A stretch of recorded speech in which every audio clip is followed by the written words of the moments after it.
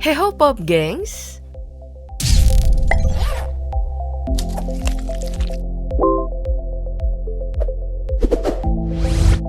Selamat tahun baru, semoga banyak hal-hal menyenangkan menghampiri kita di tahun kelinci air ini ya. Terima kasih juga udah setia dengan daftar populer. Aku juga masih setia kok dengan kamu semua dengan rangkuman berita hangat yang bakal terus aku kabarkan. Dan berikut ini adalah Trend of the Week awal bulan Januari 2023. Seperti biasa, kita akan memulainya dengan video viral di beranda sosialmu. Di Asia sedang basah oleh musim penghujan, ditambah sumber air yang tak terduga dari atas seperti ini.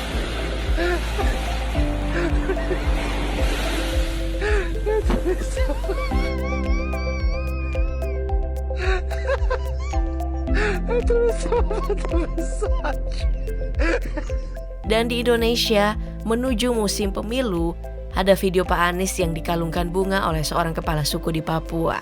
Dalam video, Bapak ini berkata bahwa Pak Anies datang ke rumah Tuhan dengan nama Yohanes. Anak kami, Anies, datang di rumah Tuhan.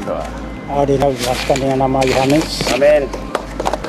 Tapi, lawan politik PDIP harus ketar-ketir nih. Karena kabarnya telah bertambah lagi 1 unit satuan tugas dari partai berlambang kepala banteng ini. Kabarnya mencuat dari unggahan video yang viral memperlihatkan beberapa orang berseragam berlambang Partai Merah itu. Wah. Luar biasa nih seragamnya ya. Satgas PDI Perjuangan. Wah. Di bagian belakang seragam bertulis Brimob. Dan pengunggah video memuji betapa gagahnya Satgas PDIP ini. Masih menunggu musim pemilu, kita sementara berada di musim lato-lato.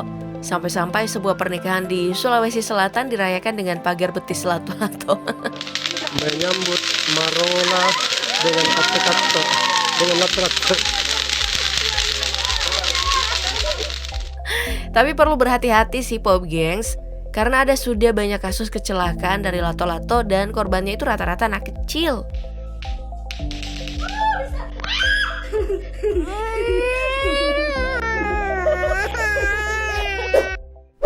Oke, sekarang kita pindah melihat apa yang sedang hangat di ranah sosial politik awal tahun ini. Ya, apalagi kalau bukan warna-warni dari pesta politik elektoral yang diramaikan oleh persaingan para calon atau bakal calon kandidat. Pak Ganjar nih contohnya, yang lagi heboh dikabarkan curi star kampanye. Hal ini menghembus dari cuitannya yang telah dihapus. Unggahan yang memberitahukan sedang melakukan aksi pemberian bantuan kepada kader PDIP untuk merayakan ulang tahun partai yang menaunginya itu. Dalam unggahan terlihat plakat sumbangan tertulis angka 20 juta dan logo Basnas. Banyak yang menduga dana bantuan itu adalah dana umat. Hal ini telah dikonfirmasi. Pak Ganjar mengatakan bahwa dilansir dari Tribun Jateng, program rehabilitasi itu sedari awal diniatkan menggunakan dana pribadi. Namun di lokasi ia baru mengetahui jika Basnas ikut hadir dan berniat membantu dengan nominal 20 juta rupiah. Sudah dicek dan tidak menyalahi aturan, bantuan Basnas itu pun belum cukup. Estimasi bantuannya adalah 50 juta rupiah. Bagusnya dinamika politik elektoral kali ini tidak diwarnai sentimen agama ya. Ya, meski masih saja tersiar kabar tentang pelecehan agama di tingkat warga. Seperti yang baru-baru ini heboh nih. Seorang Korea internasional bernama Ustazah Haji Nadia Hawasi sedang disawer oleh peserta yang hadir saat sedang melantunkan ayat suci. Entah kebiasaan dari mana ini.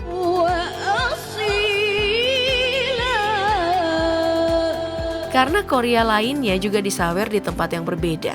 Korea Nadia mengatakan ia merasa tidak dihargai dengan aksi saweran itu. MUI pun mengharamkan hal itu karena mereka tidak sedang dangdutan.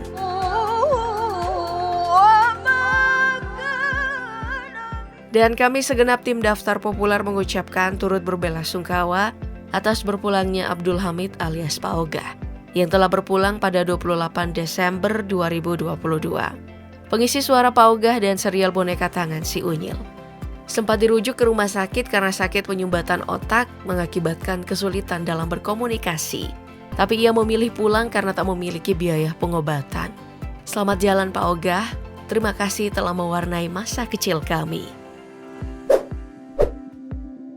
Baik, ke dunia selebriti, Ria Ricis kembali heboh dikabarkan melakukan hal yang kontroversi. Memancing keheranan warga karena mengajak anaknya bermain ski air. Berusia 5 bulan, anak Ria Ricis berada di pangkuan ayahnya dan ikut bermain olahraga ekstrim ini. Dianggap terlalu berbahaya untuk si anak karena belum pernah ada pakar yang mengatakan hal seperti itu aman untuk anak di bawah 1 tahun. Ya, sedari dulu konten Ria Ricis emang selalu memancing pemberitaan. Menurut konten kreator, hal itu adalah keberhasilan dalam menggarap konten yang bisa memancing pembicaraan. Dan ya beneran warganet terpancing untuk berbicara. Bernama Moana, anak ini dianggap bisa menerima shaken baby syndrome. Guncangan hebat yang diterima anak yang belum genap 2 tahun. Alih-alih khawatir, Ricis malah bangga karena anaknya aktif.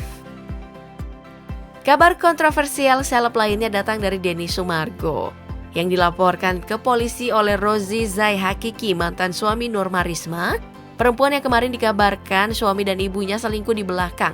Rozi menggunakan UU ITE untuk menjerat Densu karena telah mengundang mantan istrinya dan membeberkan masalah internal mereka bertiga.